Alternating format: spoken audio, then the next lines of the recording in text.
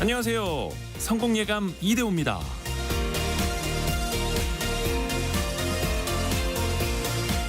입학만 하면 삼성전자, SK하이닉스 입사가 보장된 반도체 계약학과. 이른바 우리나라 최고의 직장으로 가는 코스지만 의대를 이길 수는 없었습니다. 2024학년도 정시모집 최종 추가 합격자를 분석해보니까 반도체 계약학과에 합격하고도 등록을 포기한 수험생이 138명인 것으로 나타났습니다. 이들 정시 모집 인원의 1.8배에 달하는 인원이죠. 이들 대부분이 의약학 계열이나 서울대 이공계학과에 동시 합격하면서 빠져나간 것으로 풀이됩니다. 특히 올해는 의대 정원이 크게 확대되면서 반도체 계약학과에서 이탈하는 수험생이 더 많아질 거라고 하네요. 대한민국의 핵심 산업 반도체, 최고의 직장이라는 삼성전자와 SK하이닉스, 그곳마저 등을 돌리게 만드는 의대 열풍. 최고의 인재들이 의대를 향하는 나라. 10년 후에 어떤 모습일까요? 성공예감 이대호입니다. 시작합니다.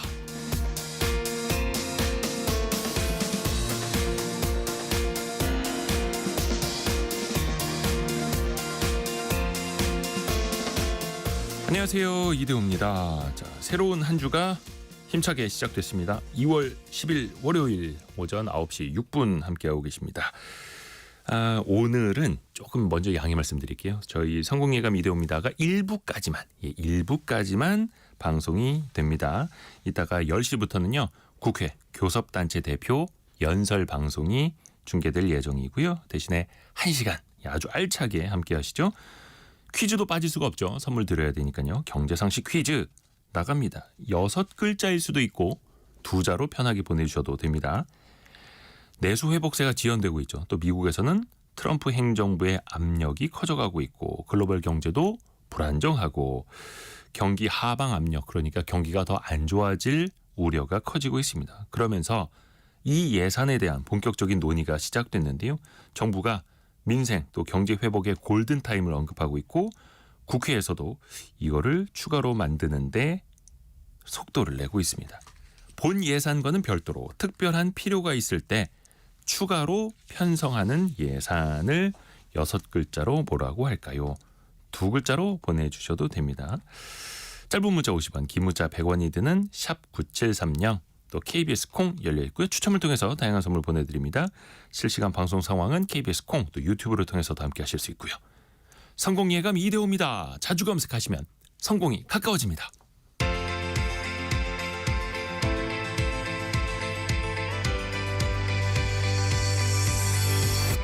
KBS 1라디오 성공예감 이대호입니다. 오늘도 제발 1등 정답 이렇게 보내주셨는데요. 7788님이 뭐 엄밀히 말하면 28등 하셨습니다만 그래도 오늘 눈에 들어왔습니다. 감사합니다. 함께해 주셔서. 자, 오늘의 경제 뉴스 해담경제연구소 어예진 소장님, 그리고 파이낸셜 뉴스 이환주 기자 함께합니다. 안녕하세요. 안녕하세요. 주말 잘 쉬셨나요? 예. 아닌 것 같네요. 자, 오늘 어떤 소식 준비했는지 어예진 소장부터요. 네, 오늘부터 중국이 미국에 대해서 보복 관세 부과에 들어갔습니다. 관련 소식 준비했고요.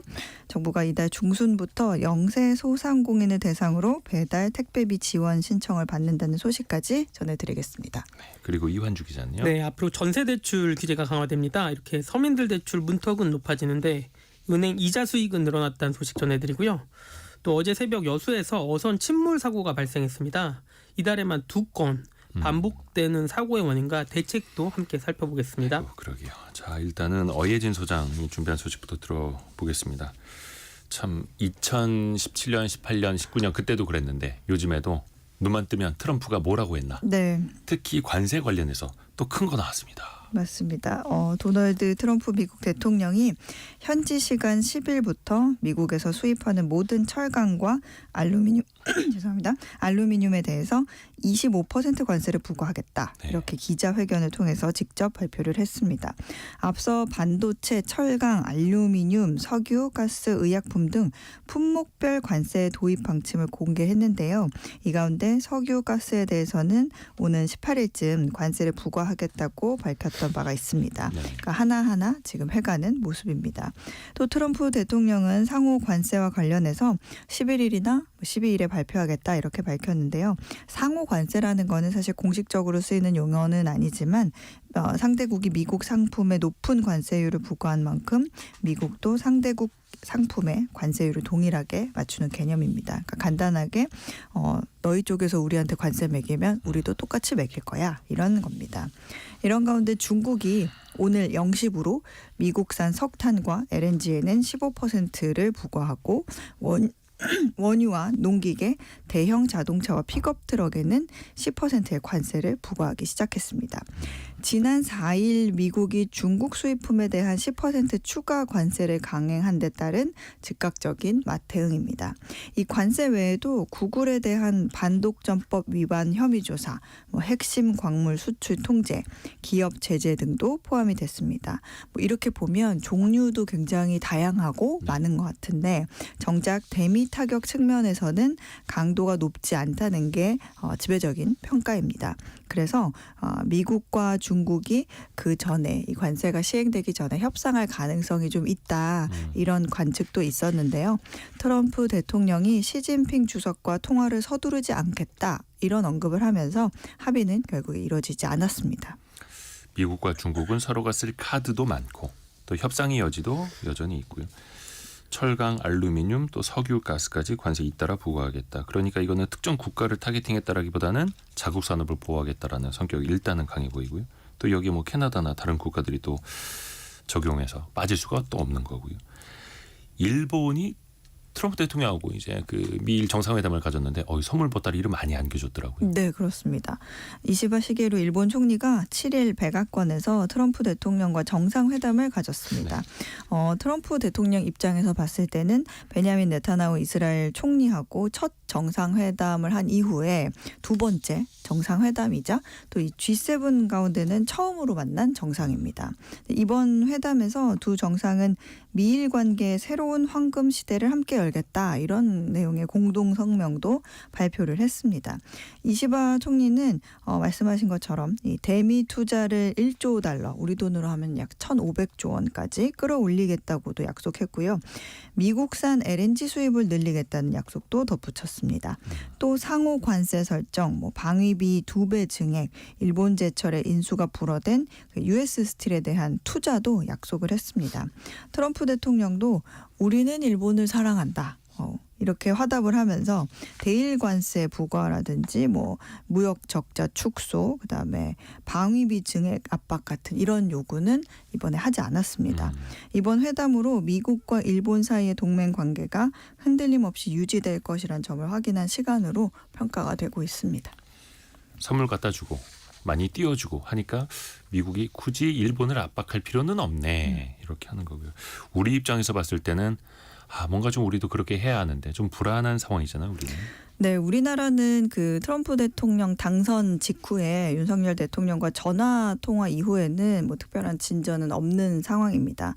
지난달 트럼프 대통령 측의 최상목 권한대행과의 통화를 요청을 했는데 아직 답을 얻지 못하고 있습니다. 고위급 소통 채널도 원활하지 않은데요. 미국 정부가 한국을 이 아태 지역의 핵심 축으로 부르면서 중요하게 대우는 하고 있는데 리더십 공백 상태에서는 좀 봤을 때 한계가 좀 있는 모습으로 보입니다. 그래서 한국 측 관계자들이 미국 정부나 어떤 민간 접촉을 하면서 한국이 권한대행 체제로 있는 동안에는 이 한미 관계에 대한 주요 결정을 내리지 말아달라 이렇게 요청하는 상황이라고 합니다. 근데 또 반대로 생각하면 이 개인적인 생각입니다만 이 트럼프 대통령이 우리한테 먼저 전화를 걸든지 먼저 말을 걸어서 빨리 봅시다. 미국 한번 오시죠. 이렇게 하는 게 더 무서운 상황인 것 같거든요. 그러니까 왜냐하면 용건이 있으니까 서두르는 필요가 있어 보여서 이렇게 먼저 얘기를 꺼내는 거니까 지금으로서는 한국을 좀 입에 올려서 뭐 관세니 뭐니 그냥 아무 말도 하지 말아주라 이런 생각도 듭니다. 거의 그런 거죠. 너 나 좀 잠깐 보자. 잠깐 와볼래? 이렇게 할 말이 있는 거죠. 우리도 빨리 좀 정치적인 안정을 좀 되찾아서 미국의 카운터파트가 좀 생겨야겠죠. 트럼프가 협상의 대가인 만큼 그 협상 결정권이 없는 리더십 공백 상황에서 대화를 섣부르게 요구할 것 같지는 않고 오히려 기다릴 수도 있을 것 같습니다. 예. 자, 이환주 기자가 준비한 첫 번째 아이템. 전세 대출의 보증 한도가 더 줄어요, 이제? 예, 그 국토교통부가 올해 하반기부터 대출자의 소득, 기존 대출의 상환 능력을 반영해서 주택도시보증공사 허그의 전세대출 보증 한도를 산정하기로 했습니다. 조금 어려운데 다시 설명하면 이 세입자가 은행에서 전세대출을 받기 전에 먼저 허그나 주택금융공사, 서울보증보험 중 한 곳에서 먼저 보증을 받고 전세대출을 받습니다. 이 세입자가 대출금을 갚지 못하면 보증기관이 대신 갚아주겠다는 약속을 믿고 은행들이 주택담보가 없어도 전세대출을 해주는 구조인데요. 특히 주택도시보증공사 세입자의 소득과 상관없이 전세대출 보증을 내주고 있습니다. 현재로서는. 네. 임대보증금의 80% 이내에서 수도권은 4억 원, 지방은 3억 2천만 원까지 대출금의 100%를 보증합니다. 예를 들어서 3억 원짜리 전셋집을 구한 세입자라면 소득과 관계없이 80%인 2억 4천만 원까지 전세대출을 받을 수가 있습니다. 이런 구조 아래 주택도시보증공사의 지난해 전세대출 보증 규모가 33조 원으로 5년 사이 약 2배 가까이 늘었거든요. 이에 정부와 금융당국이 올해 1분기에 주택도시보증공사와 서울보증보험 전세대출 보증 비율을 90%까지 낮추기로 했습니다. 이 보험에 가입해도 본인 부담금이 있는 것처럼 앞으로 전세 사기 등을 당해도 이제 10% 정도는 세입자가 부담할 수 있게 되는 겁니다. 네. 그만큼 보증 비율이 줄었다라는 의미고요. 또 하반기부터는 허그는 전세대출 보증 때 소득과 기존 대출을 고려해서 한도에 차등을 둘 예정인데요. 정부와 금융당국은 전세자금을 찾는 사람 대부분이 무주택 실수요자인 만큼 대출 조익이 좀 주저해 왔는데 전세대출이 전세값과 집값의 연쇄 상승을 불러온다는 지적에 이번에 조치에 나서게 된 거고요. 다만 보증 축소로 전세대출 금리가 일부 오르면 저소득 서민층의 이자 부담이 늘어나게 되고 다세대나 연립주택 등 빌라 전세 대출이 어려워질 수도 있다라는 전망이 나오고 있습니다. 결국 아직 내 집 마련 못하신 분들, 전세 대출이 꼭 필요하신 분들이 또 피해를 볼 수가 있겠고 안전판도 있지만 그 안전판에 올라서려는 문턱이 또 높아지는 그런 상황이네요. 또 다른 정책 대출을 놓고도 정부 내에서 좀 의견들이 좀 엇갈리나 보네요. 예, 그 정책 대출의 총 규모를 놓고 금융당국과 국토교통부가 힘겨루기를 하고 있는 상황인데요. 네. 이 국토부는 디딤돌 대출, 버팅몰 대출과 같은 무주택 실수요자를 대상으로 한 저금리 대출 상품을 지난해와 한 같은 수준으로는 유지해야 되지 않냐라는 입장인데요. 네. 반면에 금융당국은 정책 대출 규모가 늘어나면 집값이 오를 수 있으니까 올해는 줄여야 된다라는 입장입니다. 지난해에는 약 55조 원 규모의 정책 대출이 공급이 됐고요. 이 정책 대출 상품은 은행이 정부를 대신해서 저금리로 대출을 먼저 해주면 정부가 시중 대출 상품과 비교해서 저렴한 이자 비용 일부를 부담해주는 형태인데요. 보통 한 1% 정도 시중 은행 상품보다 저렴합니다. 이 문제는 부처 간 의견 대립이 있으면 과거에는 대통령실 등이나 청와대 컨트롤타워에서 정책 대출을 이번엔 늘리자, 이번엔 줄이자라고 결정을 해줬는데 올해는 탄핵 국면에 이르면서 이 같은 컨트롤타워가 제 기능을 하지 못하고 있는 건데요.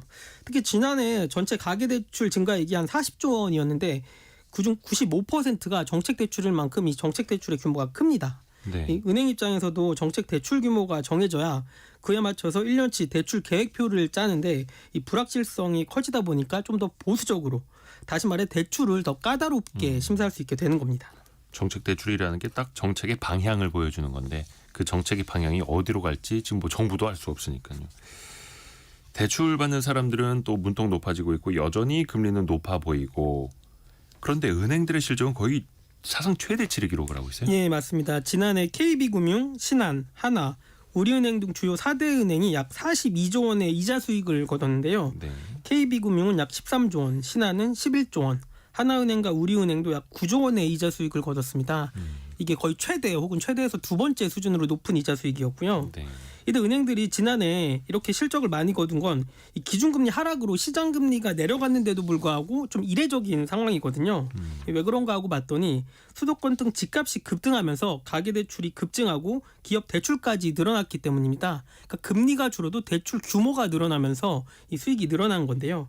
4대 은행의 대출액도 많게는 1년 전보다 한 10% 이상 늘어났습니다. 그 이후에도 뭐 그 전에도 그랬습니다만 은행들은 이자 장사한다라는 비판을 굉장히 많이 받았었고 사실은 이자 장사하는 회사가 은행인데 그 이후에는 또 집값 잡으려고 정부에서 금리를 좀 높이도록 또 어떻게 보면 용인을 하면서 가성금리 올라가면서 은행들의 마진이 더 좋아졌고 해서 또 사상 최고 실적이 나온 굉장히 아이러니한 상황인 거죠. 자, 어예진 소장에게 갑니다. 정부가 그 소상공인들의 배달비 또 택배비를 지원하네요. 네, 오는 17일 다음 주 월요일부터 연간 최대 30만 원을 지원하는 소상공인 배달 택배비 지원 사업이 진행이 됩니다. 네. 이 영세 소상공인은 배달 의존도가 높아서 관련 비용도 지출이 많은데 또 이로 인한 부담도 굉장히 크거든요. 그래서 이걸 감안한 조치인데요. 올해 한시적으로 시행이 되는 겁니다. 지원 대상은 2023년과 2024년 연 매출액이 1억 400만 원 미만인 배달 택배 실적이 있는 개인 또는 법인 사업자입니다. 신청일을 기준으로 폐업을 하지 않아야 접수가 가능하고요. 지원금은 최대 30만 원인데요. 배달 택배비로 지출된 비용에 대해서 그 일부를 계좌로 환급해주는 그런 방식입니다. 1인당 1개 사업체만 신청을 해서 지원받을 수 있는데 지금 예산이 총 2천억 원에 이렇게 배정이 돼 있어서 네. 약 68만 명 정도가 이번에 혜택을 받을 수 있을 것으로 전망이 됩니다.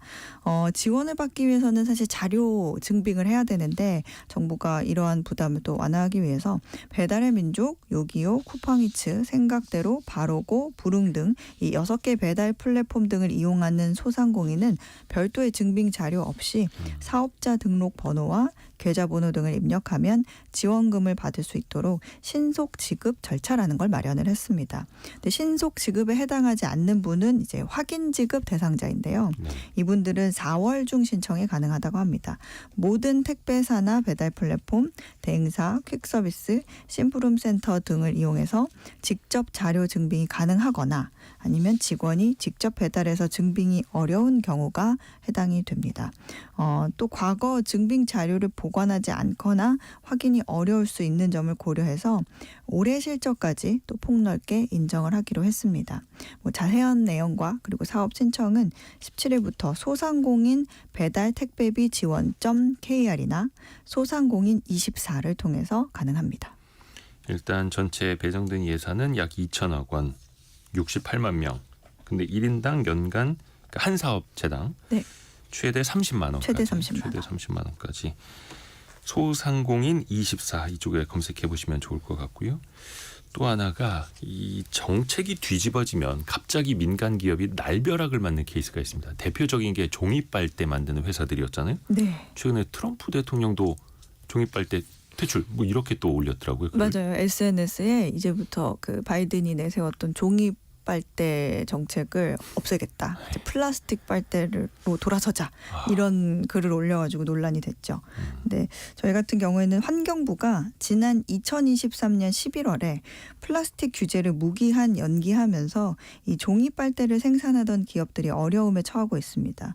머니투데이 취재에 따르면 지난해 초 기준 전국에 존재하던 종이 빨대 제조사 19곳 가운데 7곳을 제외한 나머지 업체가 종이 빨대 생산을 중단했습니다. 그러니까 원래 빨대를 생산하던 업체라면 뭐 플라스틱 빨대 생산으로 다시 돌아갔을 거다 이렇게 예상도 할 수 있는데 이 열어보니까 19개 업체 중에 최소 12곳이 정부의 일회용품 규제를 사업 기회로 여기고 2018년에서 2023년 사이에 창업한 회사인 것으로 나타났습니다.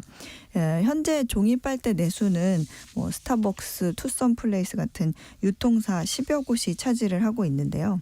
이제 이런 곳에 이제 입찰에 참여를 하려면 재무 건전성 지표를 제출해야 하거나 아니면 납품 실적이 그간에 양호해야지만 되는데 이제 수요 급감으로 이제 재고가 쌓이고 또 이 재고를 원가보다 낮거나 아예 무료로 떠넘기는 탓에 대출 이자를 감당하기 어려운 업체들이 생겨나고 있습니다. 그래서 상당수 업체는 뭐 이런 업체 경쟁에 참여를 할 때, 입찰에 참여할 때 기준 미달이 되기 때문에 입찰이나 계약 논의 자체가 안 되는 그런 악순환이 이어지고 있습니다. 그렇죠. 또 그런 재고 처리하다 보면 재무 상태가 더 안 좋아지고 재무 상태가 안 좋아지다 보니까 공공 입찰에 또 참여할 수 없게 되고 이게 악순환에 빠지는 거죠. 정책이 뒤집어지면서 민간 기업들이 또 너무 큰 불확실성에 휩싸이잖아요. 이번 건 관련해서 어떻게 좀 대안이 좀 나오고 있습니까? 지금 김소희 국민의힘 의원이 발의한 자원 재활용법 개정안이 국회에 계류된 상황인데요. 정치권이 나서서 상황을 조율하는 것도 어느 정도 해결책이 될 수 있을 것으로 보고 있습니다. 이 법안은 플라스틱이든 종이 빨대든 일회용품이라면 유상 제공하자는 게 골자거든요. 네. 김 의원이 소비자 선택을 앞세우기 때문에 이제 소비자가 선택하는 거죠. 유상으로 주고 살지 아니면 그냥 사용하지 않을지. 지금 같은 경우에는 그냥 커피숍에 빨대가 쭉 이렇게 쌓여 있죠. 그렇습니다.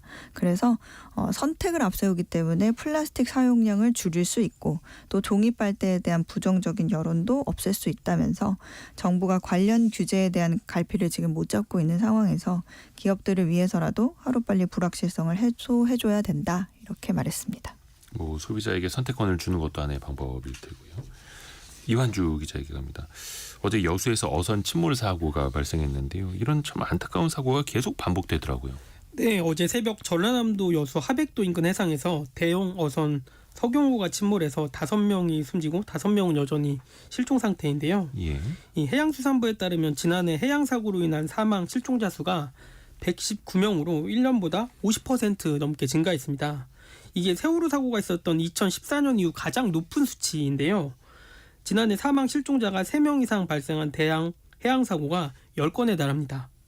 올해도 아직 2월 초반이지만 제주에 이어서 여수까지 2건의 사고가 났고 2자릿수 이상의 인명피해가 발생했는데요. 네. 그러니까 이 반복된다라는 거를 좀 어느 정도 끊어야 되는데 문제는 이게 날씨 탓일 수도 있고 예상치 못한 날씨 때문일 수도 있지 않습니까? 개선 방안이 나오더라도 한계가 있을 수밖에 없는데 그래도 개선 방안을 좀 찾아봐야죠. 예, 그 주무부처인 해양수산부는 최근 들어 해양 인명사고 피해가 증가하는 뚜렷한 원인을 명확하게 설명하지는 못하고 있는데요. 이 해양사고의 원인이 갑작스러운 기상 악화, 인적 과실, 안전 불감증 등 원인이 다양하기 때문입니다. 이 해수부 장관이 지난해 5월에 출항 금지 기준 강화 등의 내용을 담은 어선 안전관리 대책을 발표했지만 이후에도 사고가 끊이지 않았는데요. 실효성이 없었다는 지적이 나오고 있고요. 또 그러면서 어선 사고 인명피해를 줄이기 위해서는 어업인의 안전의식과 교육을 해주고요. 불법 출항어선 관리를 강화해야 한다는 얘기가 나옵니다. 특히 그 어업 쪽에 그 외국인 선원이 많이 늘어났는데 외국인 선원 등에 대한 안전교육도 필요하다라는 지적이 나오고요. 또 이에 대해서 행정안전부는 입출항 미신고나 승선 인원을 허위 신고할 경우에는 기존에는 최대 15일이었던 어업 정지 기간을 30일까지 2배 늘리는 등 대책 마련에 나서고 있습니다. 이런 안타까운 사고가 좀 반복되지 않기를 좀 바라봅니다. 파이낸셜 뉴스 이환주 기자, 해남경제연구소 어예진 소장이었습니다. 고맙습니다. 감사합니다.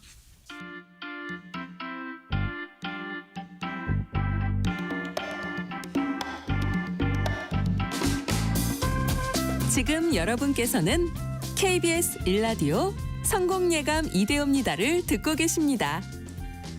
프로그램에 참여하신 청취자 여러분께는 추첨을 통해 Y스트릿에서 밝은 눈과 두뇌 건강, 활력까지 한 번에 와이즈 부스터를, 아름다운 식탁 창조 주비푸드에서 뿌리 담은 리얼 생 와사비를, 쉽고 빠른 판촉물 제작 시너지 기프트에서 무드 등 미니 가습기를, 그리고 성공예감에서 준비한 커피 쿠폰을 보내드립니다. 당첨자는 성공예감 이대호입니다 홈페이지에서 확인하세요.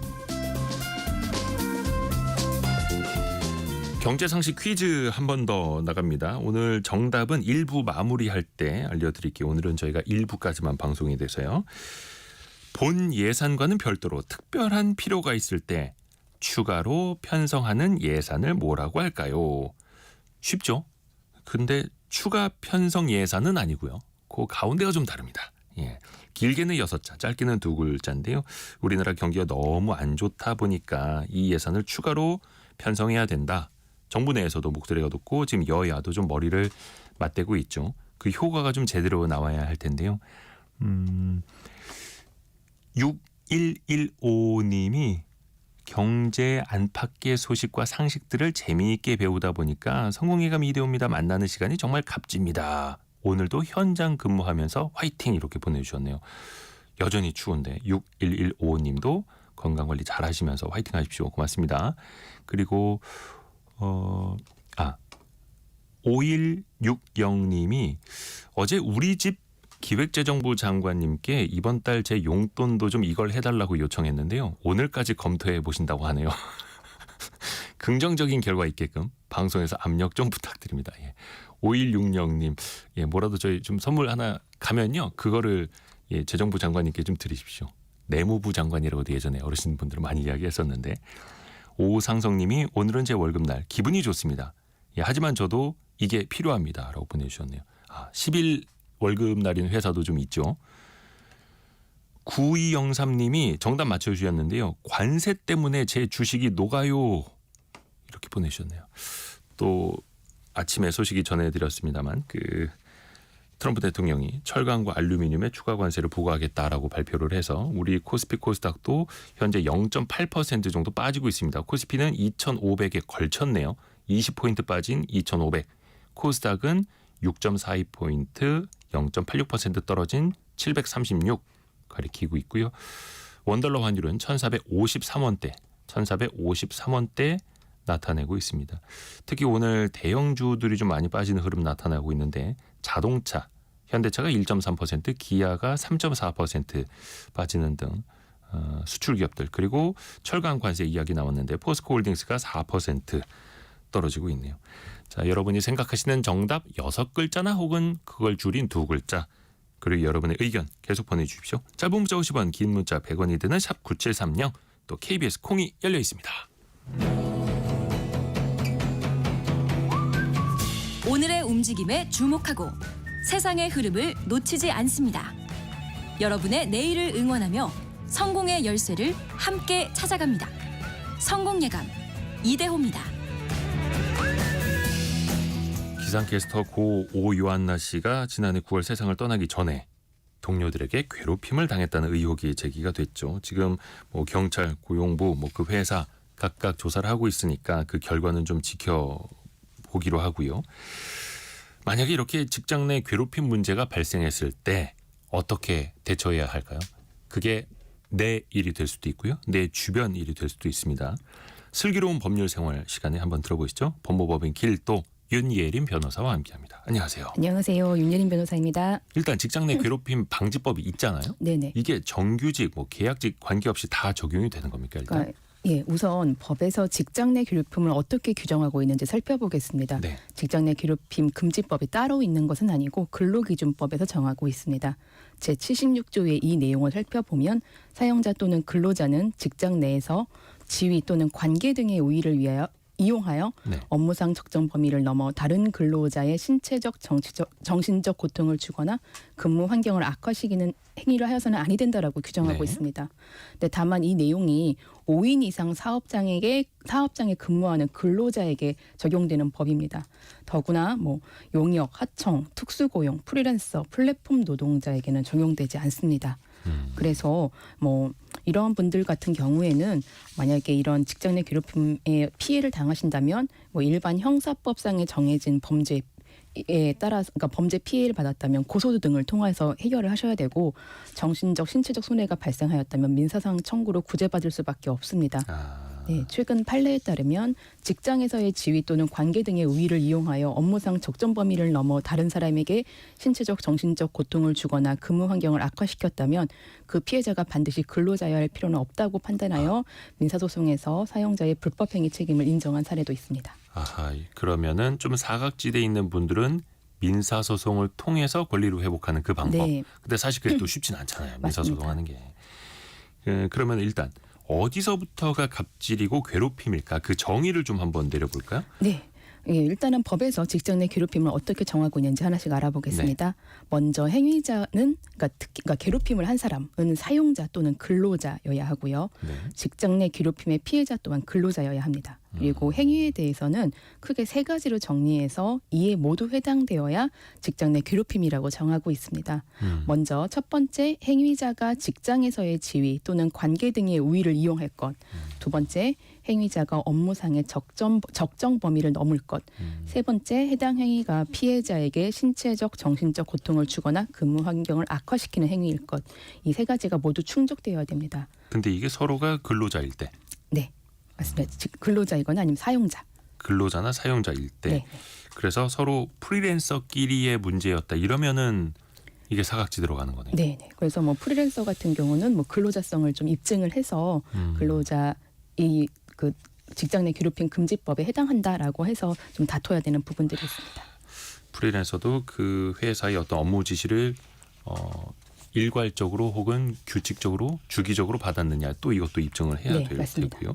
만약에 당사자만 빼고 몇몇이 이제 단체 톡방 같은 걸 만들어서 뒤에서 험담을 했다. 이것도 네네. 그럼 직장 내 괴롭힘이 될까요? 네, 일단 단톡방에서 특정 대상에 대해 뭐 욕설이나 모욕적인 발언이 이루어졌을 경우 사실 이는 직장 내 괴롭힘을 넘어서 처벌 대상이 됩니다. 형법상 명예훼손이나 뭐 정보통신법상의 명예훼손, 모욕죄에 해당하게 됩니다. 아, 직장 내 괴롭힘뿐만 아니라 네. 단톡방 내에서 직접적인 발언이 이루어지지 않아도 뭐 소외하는 분위기를 조성한다거나 업무를 배제한다거나 차별이 함께 이루어진다면 직장 내 괴롭힘 금지 조항에 따라 법적인 책임을 질 수도 있고요. 또 상사와 수직적인 관계뿐만 아니라 직원 간의 괴롭힘도 해당합니다. 같은 직원들끼리 집단적 의도적으로 따돌림을 했을 때도 노동청에서는 직장 내 괴롭힘으로 보고 있는데 다만 뭐 취미나 친한 동료들끼리 개인적으로 만든 사적인 톡방인 게 명확하다면 문제가 되지 않을 수도 있습니다. 그 안에서 그냥 톡방을 만들었다는 게 아니라 그 안에서 어떤 이야기를 했느냐가 중요하겠죠. 네. 근데 또 상사나 다른 동료나 뭐 선배 입장에서 보면 저 친구가 지각을 자주 한다라거나 너무 실수가 잦아 아니면 일을 잘 못해. 그래서 막 지적해 주는 경우도 있지 않습니까? 네. 가르쳐 주려고. 네. 근데 이거를 또 듣는 사람 입장에서 보면 기분이 나쁘고 이거 괴롭힘으로 받아들일 수도 있거든요. 네. 이건 기준을 어떻게 따져봐야 됩니까? 네, 직장 생활을 하면서 직원이 실수나 근태를 안 지키는 일이 있을 수도 있고 네. 그렇다면 상사로서 이를 지적해야 될 수도 있습니다. 그런데 어디까지가 적정한지에 대한 판례를 좀 살펴봐야 될 것 같아요. 업무상 적정 범위를 넘어서는 지적이나 질책에 대해서는 직장 내 괴롭힘이 될 수도 있습니다. 그래서 이런 판례가 기준을 정하고 있는 것은요. 해당 행위가 이례적인지 반복적인지 여부, 비난 또는 조롱이 의도가 있었는지 여부, 우발적이었는지 계획적이었는지 여부, 태도가 위협적이었는지 아닌지 여부 등으로 이제 정당한 업무상 지도인지 직장 내 괴롭힘인지를 판단하는 기준으로 활용하고 있습니다. 구체적인 사례를 하나 살펴보면 상사가 직원의 이제 보고 과정에 대해서 직원을 이제 질책하는 이제 상황에서 고성을 지르고 뭐 녹음을 지울 것을 요구하는 등 부적절한 언행이 있었던 사건이 있었는데 네네네. 법원은 언성을 높이거나 부적절한 언급이 있었던 것은 질책을 하는 과정에서 우발적으로 발생한 것이기 때문에 악의적 의도나 감정을 가지고 계획된 행위는 아니라고 봤습니다. 그러니까 이러한 행위가 당시에 이례적으로 발생한 것일 뿐 고성이나 폭언 등의 행위가 지속적이고 반복적이었던 것은 아니기 때문에 직장 내 괴롭힘이 아니라고 판단한 것입니다. 한두 번 회사 내에서 뭐 고성 오가고 싸웠다고 해서 그게 괴롭힘은 아니다. 네, 맞습니다. 반복적 혹은 의도, 네, 계획적, 위협적 요게 같이 좀 맞물려야 되는 거네요. 네. 또 어떤 사람한테는 유독 일이 몰리기도 합니다. 네. 혹은 저 친구 좀 일도 잘 못하니까 빼버려. 우리끼리 네. 프로젝트 진행해. 이럴 수도 있잖아요. 네네. 그럴 땐 어떻게 됩니까? 뭐 고용노동부의 직장 내 괴롭힘 매뉴얼 같은 경우는 이런 행위를 직장 내 괴롭힘의 예시로 들고 있습니다. 뭐 업무를 주지 않는다든가 단순 업무만 부여한다든가 다른 동료에 대비해서 과도한 업무를 부여한다든가 중요 업무 정보를 알려주지 않거나 의사결정에서 제외하는 것들이 모두 다 직장 내 괴롭힘이 될 수 있다라고 하는 것입니다. 그러니까 과도한 업무 부여뿐만 아니라 업무를 부여하지 않는 것도 직장 내 괴롭힘이 될 수 있는 것입니다. 뭐 특정 팀원에게만 중요한 사항을 알려주지 않아서 네. 업무를 배제하는 경우도 당연히 직장 내 괴롭힘이 될 수 있습니다. 그래서 뭐 예를 몇 가지 들어보면 네. 업무 배제 의도 하에 당사자의 의사에 반해서 전공과 관련 없는 과목에 강의를 배정한 사례 이런 부분들은 학교 법인의 손해배상 책임이 인정된 적도 있고요. 아, 저 친구 그냥 빼버리려고 엉뚱한 걸 시켜버리는 거. 네, 뭐 근로 조건을 하향하는 근로계약을 강요해서 이를 거절하자 사무실 및 사무용품 그러니까 뭐 사무실의 비밀번호와 피해자 개인의 컴퓨터 비밀번호를 일방적으로 바꿔서 접근을 막아서 업무를 할 수 없게 한 경우에도 직장 내 괴롭힘으로 인정된 사례가 있습니다. 지금 민솔 이렇게 아이디 쓰시는 분께서 이제 성함은 말씀을 안 드릴게요. 저도 괴롭힘을 당했었는데요. 상사의 괴롭힘은 어디다 고발도 못하고 힘듭니다. 수직적 관계의 괴롭힘은 사직서가 답이더라고요. 유유. 저도 그래서 퇴사입니다라고 보내셨네요. 아 이게 참 우리 생활 속에서 있습니다. 많이 있습니다. 네, 많이 발생하고 사실 상담도 굉장히 많이 들어옵니다. 이게 또 억울한 게 법적으로 나한테 있는 연차 휴가 일수가 있지 않습니까? 네네. 근데 휴가를 쓰는 것도 사실 직장인 입장에서는 눈치가 보여요. 네, 왜 쓰느냐? 이걸 왜 물어봅니까? 네. 이것도 문제가 될 수 있죠. 네, 사실 연차 휴가 같은 경우는 법으로 보장된 근로자의 권리잖아요. 네. 연차 사유를 묻거나 시기를 정해주는 것은 불가능합니다. 지금 바쁘니까 나중에 써 눈치 좀 봐 이렇게. 네네. 뭐 사실 이런 부분들은 직장에서의 우월적 관계나 지위를 이용해서 직장 내 괴롭힘이다라고 판단될 수도 있습니다. 또 뭐 사실 연차 사유는 개인적인 사유일 수도 있고 그 시기 동안 또한 또 이제 본인의 내밀한 사생활에 영향일 수 있습니다. 직장 내 괴롭힘 이전에 같은 공간에서 근무하는 직원에 대한 뭐 예의나 에티켓 차원에서라도 이러한 부분들을 묻지 않는 것이 좋을 것 같습니다. 만약에 내가 지금 괴롭힘을 당하고 있다. 네. 어떻게 대응해야 됩니까? 지금 뭐부터 준비해야 됩니까? 사실 직장 내 괴롭힘에서 가장 중요한 거는 증거 확보입니다. 증거. 이메일, 뭐 메신저 대화 기록, 녹취 파일, 또 관련 문서, 동료나 목격자의 진술을 확보하고 신고를 해야 됩니다. 특히 녹취하시는 부분들에 대해서 많이 질문을 하세요. 네. 통신비밀보호법을 보면 상대방에 대한 동의가 없다 하더라도 네. 그러니까 내가 대화 당사자로 참여한 대화를 녹음하는 것은 불법이 아닙니다. 근데 내가 대화 당사자가 아니라 3자들 간의 대화를 하고 있는 것을 내가 몰래 녹음했다면 이 부분은 통신비밀보호법상의 불법에 해당할 수 있기 때문에 하시면 안 되고 남의 방이나 회의실에 몰래 녹음기를 설치해 놓는 건 안 되고 내가 대화할 때는 네. 녹음해도 된다. 네네. 그리고 이제 신고서를 작성해서 신고를 하셔야 되는데 신고서에는 피해 사실이 이제 구체적으로 정리되어서 이제 기재되어야 됩니다. 뭐 가해 행위라든가 뭐 발생 일시, 장소 그리고 거기에 따른 증거 자료를 포함해서 모두 좀 정리를 잘해야 되는데 특히 이제 직장 내 괴롭힘 신고하시는 분들은 너무 많은 피해가 있다라고 하면서 네. 그냥 이 내용을 모두 다 붙여넣기 식으로 증거만 많이 제출하시는 분들이 있으세요.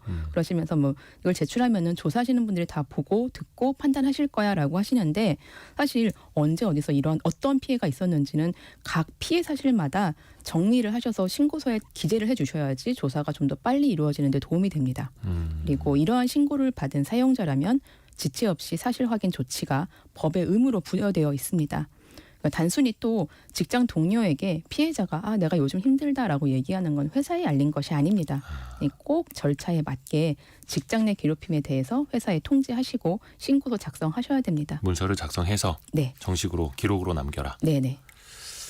그러니까 이게 참 또 그 직장 생활을 또 계속 해야 되기 때문에 이걸 또 네네. 망설이는 분들도 많고 주변 동료들한테 얘기는 했는데 그 주변 동료들도 또 역시 힘없는 근로자니까 네. 어떻게 또 방법도 없고. 맞습니다. 아이고. 그러면은 또 회사가 그래 알았어 우리가 어떻게 좀 알아볼게 그 친구 잘 타일를게라고 네. 해서 시간만 지나갈 수도 있잖아요. 네. 일단은 신고가 이루어진 다음에 회사에서 적절한 조치를 하지 않을 경우에는 저희가 고용노동부에 이제 신고를 하시거나 이제 관할 노동청에 방문하셔서 신고서 제출하셔서 하실 수도 있습니다. 그리고 이래도 해결이 안 된다라고 하면은 뭐 그 부당해고 구제 신청을 하시거나 노동위원회에 아니면은 국가인권위에 진정을 넣을 수도 있습니다. 아니면은 뭐 민사소송이나 형사 고소를 고려해 볼 수도 있겠습니다. 근데 이렇게 법 적용이 잘 되지 않는 이유는 네. 회사가 이런 일을 좀 조용히 처리하고 싶어 하고 보통 가해자가 회사의 높은 지위에 있는 경우들이 많잖아요. 이럴 때 좀 회사 같은 경우는 좀 조용히 처리하고자 좀 이러한 조사를 좀 늦추고자 하고 또 이제 회사는 이 25일 기간 내에 조사를 해야 된다라고 정해져 있는 법을 악용해서 25일간은 즉시 조사를 하지 않는 경우들도 있는데 이러한 부분들은 또 나중에 과태료 대상이 될 수도 있거든요. 그러니까 회사도 이러한 신고가 들어오면 즉시 조사를 하시는 것이 좋겠습니다. 그러니까 노동청에 신고했다고 해서 인사상 불이익을 줘도 안 되는 거잖아요. 네, 이거는. 맞습니다. 그렇죠. 또 그 가해자로 지목되는 사람들도 똑같은 근로자 뭐 프리랜서일 수 있는데 또 밖으로 나오면은 또 똑같이 이제 을이 되는 그런 관계들인데 왜 그럴까요? 다시 한번 좀 돌아봐야겠습니다. 해서 또 심리적, 정신적으로 좀 어려움에 처하신 분들은 또 주변에 도움을 받을 수 있는 제도들이 있으니까요. 잘 좀 이용하셨으면 좋겠습니다. 윤예림 변호사였습니다. 고맙습니다. 네, 고맙습니다. 라디오 정보센터 다녀옵니다. 최상목 대통령 권한대행 부총리 겸 기획재정부 장관이 마은혁 헌법재판관 후보자를 임명하지 않은 것이 국회 권한 침해인지를 두고 오늘 헌법재판소에서 두 번째 변론이 열립니다. 더불어민주당 이재명 대표가 오늘 오전 10시부터 회복과 성장을 주제로 국회 교섭단체 대표연설에 나섭니다. 이 대표는 내란 사태를 극복하고 주권자의 의사가 국정에 반영되는 진정한 민주공화국 건설에 앞장서겠다는 다짐도 밝힐 예정입니다. 국민의힘 김기현, 이철규 의원 등 친윤석열계 의원들이 오늘 오전 서울구치소를 찾아 윤석열 대통령을 접견할 예정입니다. 지난 3일 당 지도부의 접견과 7일 윤상현, 김민전 의원의 접견에 이어 국민의힘 의원들의 세 번째 접견입니다. 도널드 트럼프 미국 대통령이 미국에서 수입하는 모든 철강과 알루미늄에 대한 25% 관세 부과를 현지 시간 10일 발표하겠다고 밝혔습니다. 지금까지 라디오 정보센터 뉴스 정원나였습니다. 그 퇴직연금 수익률 여러분 체크하고 계십니까? 예전에 그 퇴직금이라고도 불렀던 본인이 또 직접 운영할 수도 있는 그 퇴직연금 수익률이 물가 상승률보다도 낮다고 합니다. 그 수익률을 끌어올리기 위해서 금융당국이 제도 개선에 나서기로 했는데요. 그 퇴직연금 적립금만 430조 원. 앞으로 어떻게 될까요? 돈워리 투자백서 시간입니다. 연금박사 상담센터 이영주 대표와 함께 들여다보죠. 안녕하세요. 안녕하십니까, 이용주입니다. 일단 퇴직연금 제도 어떻게 개선한다는 겁니까? 네, 좀 전에 430조라 그러셨잖아요. 뭐 일반인 입장에서는 막 감이 안 올 거예요. 그렇죠. 네, 근데 지금 국민연금이 1,000조예요, 1,000조. 네. 퇴직금이 430조. 거의 이제 국민연금에 육박하는 거고. 제가 40% 정도. 네, 그리고 한 몇 년 전만 해도 뭐 100조다, 200조다 그랬는데 어느새 400조까지 올라오고 기하급수로 올라오고 있습니다. 이건 진짜 정말 많은 노동자들의 노후. 그렇죠. 대비인데. 네. 그래서 국민연금이 1층이면 퇴직연금은 2층 정도 되는 그렇죠. 노후 보장. 자, 그래서 이제 퇴직연금에 대해서 수익이 잘 나와야 우리나라의 퇴직 근로자들의 퇴직 후의 노후가 행복해지는데 네. 이 수익이 지금 낮기 때문에 지금 이런 부분에서 금융당국이 좀 제도 개선을 고민하고 있거든요. 네. 그래서 지금 이번에 두 가지 안을 내놨어요. 네. 퇴직금, 적립금을 운영할 때 네. 지금 주식 투자 비중이 70%로 제한되어 있습니다. 위험자산 투자 비중이. 그렇죠. 안전자산의 30%는 의무적으로 투자해라. 라고 돼 있거든요. 이것도 원래 예전에는 50%, 뭐 60% 이렇게 딱 제한해놨다가 이걸 이제 많이 완화해 준 게 30%까지만 해라라고 한 겁니다. 70% 그러니까 위험자산 70%까지. 그러니까 네. 주식형은 70%까지. 채권형이나 현금 자산으로는 30% 이상을 갖고 있어요. 네. 그런데 이 투자 한도를 폐지하겠다. 그래서 100% 전체 자산을 다 위험 자산에 투자할 수 있도록 하겠다. 그러면 아마 수익률이 올라가지 않을까.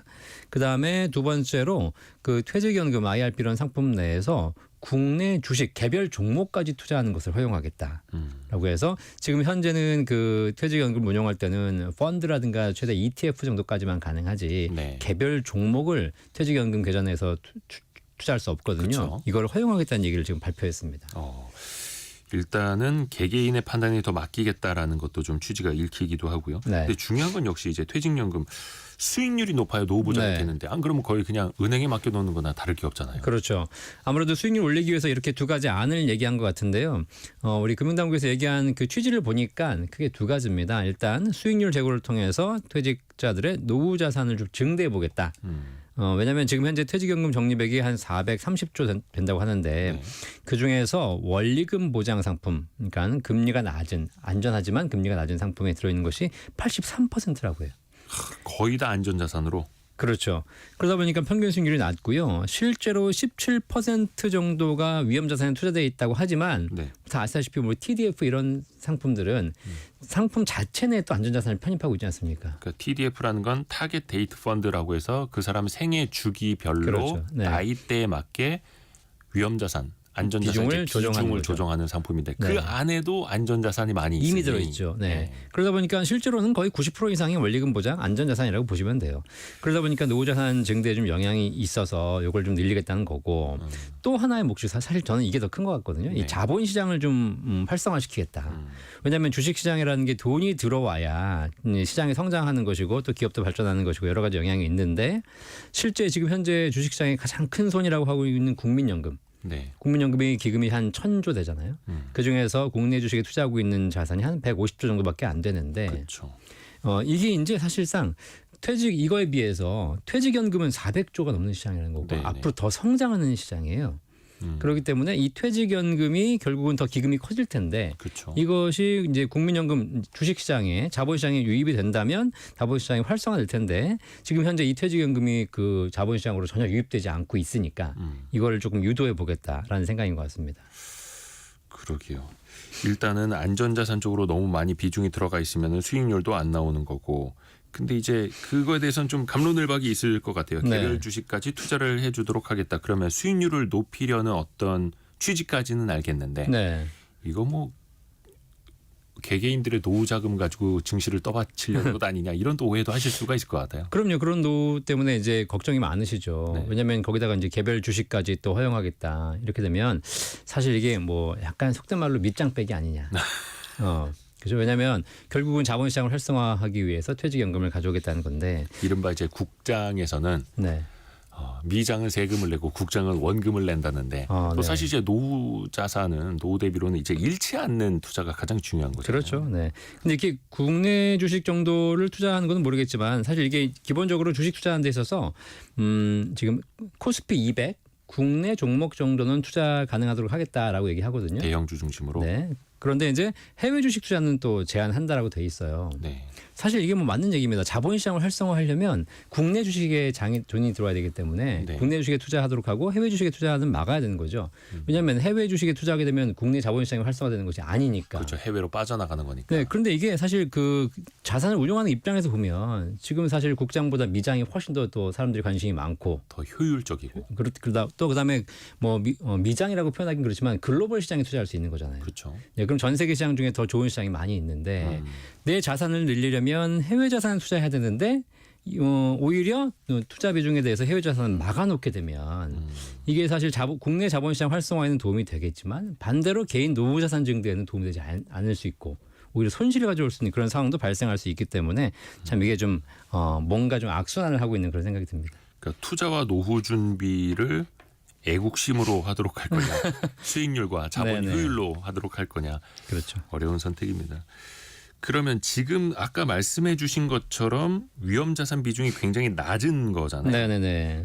해외랑 비교해 보면 어떻습니까? 우리나라의 현실은? 이게 그 지금 430조 되는 것 중에서 아까 말씀드린 대로 80% 거의 90% 가까이 원리금 보장이라고 되어 있는데요. 미국을 비교해 보니까 미국의 대표적인 퇴직연금이 401k가 있잖아요. 네. 이 401k의 그 투자자산, 위험자산 투자 비중이 한 86% 된다고 해요. 위험자산이요. 예. 거의 주식 중심으로. 그렇죠. 반면에 국내 퇴직연금은 4.4%밖에 안 되고 그 4.4% 중에서도 국내 주식은 1.6%밖에 안 되기 때문에 실제로 굉장히 큰 차이를 보이고 있는데요. 2023년 기준으로 그 주식형 자산의 운용 수익률을 비교해 봐도 미국에서는 17% 이상 수익률을 내고 있고 예. 국내 자산은 5.3% 정도밖에 안 되기 때문에 실제로 그 위험자산 투자 비중도 굉장히 낮고 그로 인해서 수익률도 굉장히 낮은 그런 부분이 있는데요. 이 좀 차이가 있어요, 사실. 네. 이게 우리가 미국 사람들은 이렇게 주식 투자 비중이 높고 우리나라는 낮으니까 무조건 투자 비중 높여야 된다라고 이제 얘기를 하지만 반대로 우리나라 같은 경우에는 지금 퇴직연금을 준비하고 계신 분들, 또 퇴직연금의 큰 비중을 차지하고 계신 분들이 대부분 다 5, 60대입니다. 아하. 네, 50대. 그리고 이분들 같은 경우에는 퇴직이 임박했어요. 그렇죠. 그렇죠. 그러니까 이제 속된 얘기를 해보십시오. 퇴직한 지 1, 2년밖에 퇴직이 1, 2년밖에 안 남았는데 네 퇴직금을 주식에 투자해라. 그러면 사실상 굉장히 좀 쉽지 않잖아요. 선택하기 쉽지 않죠. 또 그것도 있어요. 우리 국민이 과연 대한민국 주식에 투자해서 주식으로 벌어왔느냐, 네. 잃어왔느냐 네. 학습 효과도 있고 미국 같은 경우에 원체 이제 자본시장이 효율적이고 우상향을 해왔기 때문에 그렇죠. 한 20년, 30년 열심히 일하고만 나오면 네. 퇴직금이 쌓여서 연금 부자 된다 뭐 이런 이야기가 있는데 이게 또 현실적으로 저는 개인적으로 거기서 이런 생각하는 게 뭐냐면 네. 미국은 주식형 자산을 통해서 자산을 불려왔기 때문에 거기에 대한 성공 경험이 있지 않습니까? 그렇죠. 근데 우리나라는 반대로 부동산에 대한 성공 경험이 있어요.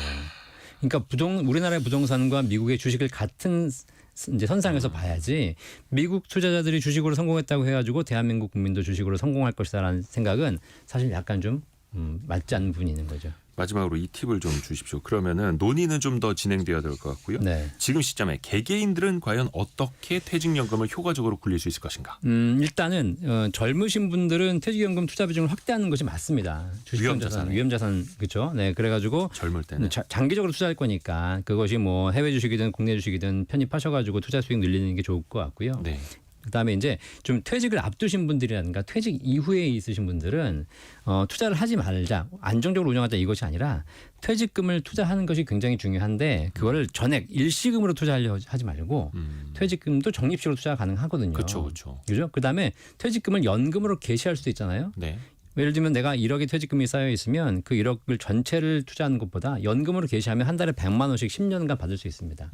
그러면 그 100만 원을 쓰는 것이 아니라 100만 원을 적립식으로 투자할 수도 있어요. 아, 다시. 네, 우리가 매번 얘기하듯이 목돈 일시금 투자보다는 적립식 분할 투자가 유리한 경우도 있기 때문에 그걸 네. 한번 활용해 보시면 좋은 팁이 될 겁니다. 연금 박사 상담센터 이영주 대표였습니다. 고맙습니다. 감사합니다.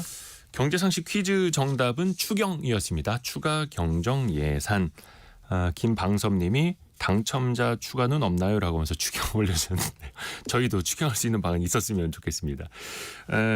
잠시 후 10시부터는요. 국회 교섭단체 대표 연설 방송이 KBS 1TV와 동시에 방송이 됩니다. 저희는 내일 아침 9시 5분에 찾아뵙겠습니다. 성공예감은 오늘도 여러분을 응원합니다.